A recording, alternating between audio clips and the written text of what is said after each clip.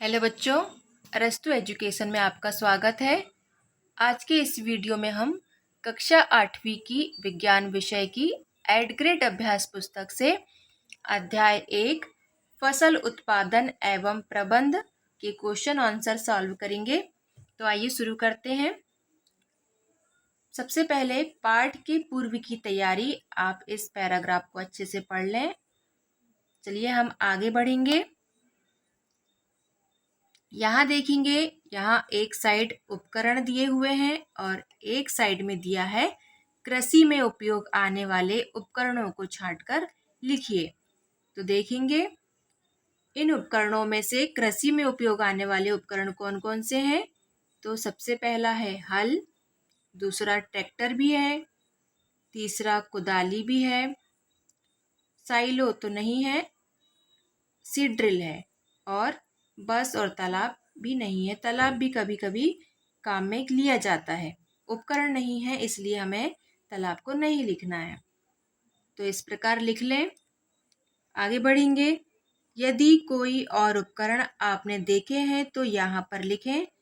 तो आपने कौन कौन से उपकरण देखे हैं उन्हें लिखना है। हमने लिखा है cultivator, spray pump, rotavator, harvester machine. ये सभी उपकरण भी कृषि में उपयोग किए जाते हैं। आगे बढ़ेंगे। चलो फसल बोएं।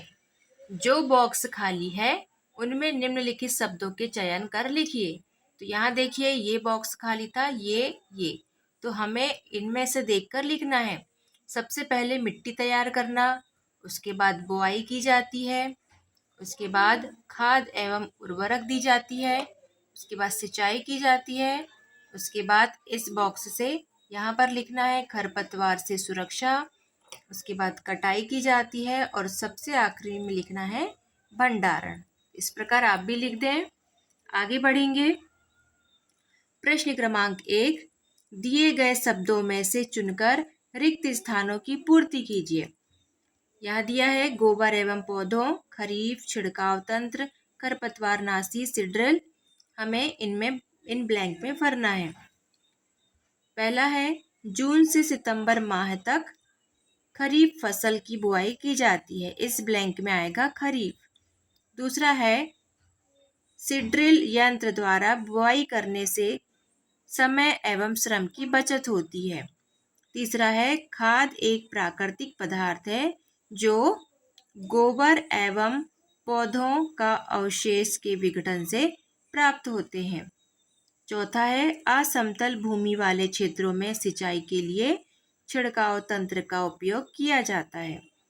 पांचवा है 2,4-D एक खरपतवार नाशी है। तो आप भी इस प्रकार ब्लैंक को फिल कर लें।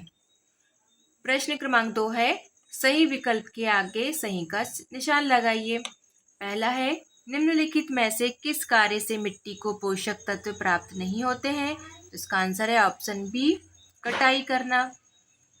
दूसरा है पहेली जल की कमी वाले क्षेत्र में रहती है, वह सिंचाई के लिए किस विधि का उपयोग करें। इसका आंसर है ऑप्शन बी, डिप तंत्र। तीसरा है निम्न में से रबी फसल का सही युग्म है। इसका आंसर है ऑप्शन सी, गेहूं और चना। गेहूं और चना रबी के सीजन में बोया जाता है। चौथा है काटी गई फसल के से बीजों या दानों को भूसे से अलग करने का कार्य किस मशीन द्वारा किया जाता है। तो इसका आंसर है कॉम्बाइन मशीन के द्वारा किया जाता है। पांचवा है खरपतवार हटाने की क्रिया को कहते हैं। इसका आंसर है निराई। छठा है पौधों द्वारा लगातार उपयोग किए जाने से मृदा में पोषक तत्वों की मात्रा कम होने लगती है। पौधों की अच्छी पैदावार के लिए मृदा में खाद एवं उर्वरक मिलाए जाते हैं। खाद एवं उर्वरक में पाए जाने वाले पोषक तत्वों का सही युग्म है। इसका आंसर है option D, nitrogen, potassium, phosphorus. आगे बढ़ेंगे। अति लघुत्तरीय प्रश्न। प्रश्न क्रमांक 4, फसल से आप क्या समझते हैं। फसलों को कितने वर्गों में बांटा जा सकता है। इसका आंसर है बड़े स्तर पर एक ही प्रकार के पौधों के पौधे उगाना फसल कहलाता है। फसलों को दो भागों में विभाजित किया गया है, पहला खरीफ फसल और दूसरा रबी फसल। प्रश्न क्रमांक 5 है, बीजों को उचित दूरी पर बोना क्यों आवश्यक है? इसका उत्तर है, बीजों को उचित दूरी पर बोना आवश्यक है क्योंकि इससे पौधों को सूर्य का प्रकाश, पोषक एवं जल पर्याप्त मात्रा में प्राप्त होता है। अगला प्रश्न है प्रश्न क्रमांक 6, सिंचाई के पारंपरिक स्रोतों के नाम लिखिए। इसका उत्तर है, सिंचाई के पारंपरिक स्रोत हैं, पहला मोट, दूसरा चैन पंप, तीसरा ढेकली, चौथा रहट आदि। प्रश्न क्रमांक 7 है, पशुपालन किसे कहते हैं? इसका उत्तर लिखिए। बड़े पैमाने पर पशुओं को समुचित व्यवस्था के साथ पशुओं को पालना पशुपालन कहलाता है। बच्चों, वीडियो आपको पसंद आ रहा है? यदि आ रहा हो तो वीडियो को लाइक करें और चैनल पर नए हो तो चैनल को सब्सक्राइब कर लें। आगे बढ़ेंगे। लघु उत्तरीय प्रश्न। प्रश्न क्रमांक 8, फसल को बोने से पूर्व आप स्वस्थ बीजों का चयन किस प्रकार करेंगे? इसका आंसर है, एक बीकर लेकर उसे पानी से आधा भर लेते हैं तथा इसमें आधी मुट्ठी बीज डाल देते हैं।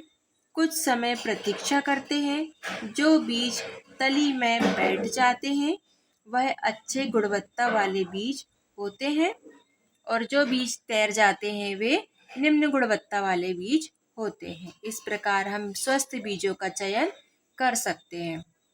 आगे बढ़ेंगे। प्रश्न क्रमांक 9, फसल के भंडारण से पूर्व फसल को धूप में सुखाना क्यों आवश्यक है? इसका आंसर है, ताजा फसल में नमी की मात्रा अधिक होती है।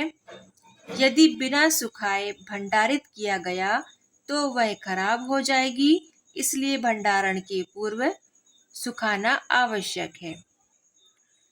प्रश्न क्रमांक 10 है, जैविक खाद उर्वरक की अपेक्षा अधिक अच्छी मानी जाती है, स्पष्ट करिए। इसका आंसर है, जैविक खाद उर्वरक की अपेक्षा अच्छी मानी जाती है। इसका मुख्य कारण है, पहला, इसमें मिट्टी की जलधारण क्षमता में वृद्धि होती है। दूसरा, इससे मिट्टी भुरभुरी हो जाती है। तीसरा, जैविक खाद से मिट्टी का गठन सुधर जाता है। अगला प्रश्न है प्रश्न क्रमांक 11, खरपतवार से आप क्या समझते हैं? ये फसलों को किस प्रकार हानि पहुंचाते हैं? इसका आंसर है, खेतों में फसल के साथ कुछ अवांछित पौधे उग जाते हैं, उन्हें खरपतवार कहते हैं। खरपतवार के कारण फसल को उचित प्रकाश, जल तथा पोषक पदार्थ नहीं मिल पाते और फसल पूर्ण विकसित नहीं हो पाती है। आगे बढ़ेंगे। दीर्घ उत्तरीय प्रश्न। प्रश्न क्रमांक 12, मिट्टी की उर्वरता बढ़ाने के लिए किसान कौन कौन से तरीके उपयोग में लाते हैं? विस्तार पूर्वक वर्णन कीजिए। इसका उत्तर है, मिट्टी की उर्वरता बढ़ाने के लिए किसान निम्न तरीके उपयोग में लाते हैं। पहला, जैविक खाद का प्रयोग करते हैं। दूसरा, कटाई के बाद कुछ समय जमीन को खाली रखते हैं। तीसरा, फसल चक्रण अपनाते हैं, यानी कि फसल बदल बदल कर बोते हैं। प्रश्न क्रमांक 13 है, निम्न पर टिप्पणी लिखिए। पहला है हल। हल का उपयोग किस प्रकार किया जाता है? तो हम लिखेंगे, हल का उपयोग जुताई, खरपतवार निकालने तथा मिट्टी को भुरभुरा बनाने में किया जाता है। यह लकड़ी तथा लोहे का बना होता है। दूसरा है कुदाली। यह लकड़ी और लोहा से बना छोटा सा कृषि यंत्र है।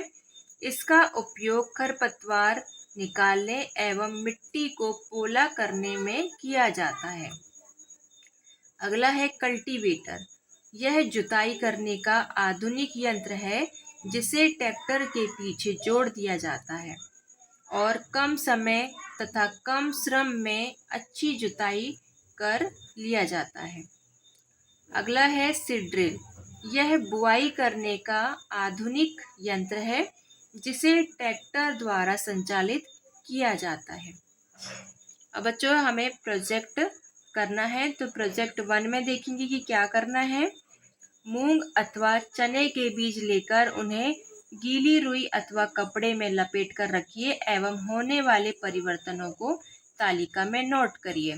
तो इस प्रोजेक्ट को आपको घर में करना है और उसमें जो भी परिवर्तन हो रहे हैं आपको इस कॉलम में लिखना है। हम आगे बढ़ जैसे कि 24 घंटे में बीज अंकुरित हो जाएगा, 2 दिन में उसमें 2 पत्ती आ जाएगी, 5 दिन में उसमें 4 पत्ती आ जाएगी और 10 दिन में एक पौधा तैयार हो जाएगा। इस प्रकार आपको घर में ये प्रोजेक्ट करना है और अपने इसमें लिखना है। अगला है बीजों के अंकुरण की विभिन्न अवस्थाओं का आपने जो अवलोकन किया उनको चित्र बनाकर दर्शाइए। तो देखिए हमने जो बीजों को अंकुरित करने का जो अवलोकन किया था उसका चित्र दर्शाना है, तो इस प्रकार आप भी दर्शा लीजिए। अगला है प्रोजेक्ट 2। पहला है इसमें किसी खेत, पौधशाला या नर्सरी अथवा बगीचे का भ्रमण कीजिए तथा निम्नलिखित जानकारी प्राप्त कीजिए। जैसे बीज चयन का महत्व, सिंचाई की विधियां, अधिक शीत, अधिक गर्मी व अधिक वर्षा का पौधों पर प्रभाव, उपयोग में आने वाले उर्वरक एवं खाद, व्यावसायिक उपयोग। आपको किसी नर्सरी में जाकर इन चीज़ों का अवलोकन करना है और जानकारी को लिखना है। अगला है 12 नंबर का, उसमें पहला है कृषि में उपयोग आने वाली कुछ मशीनों के चित्र एकत्र कीजिए तथा इन्हें अपनी फाइल में लगाकर उनके नाम तथा उपयोग लिखिए।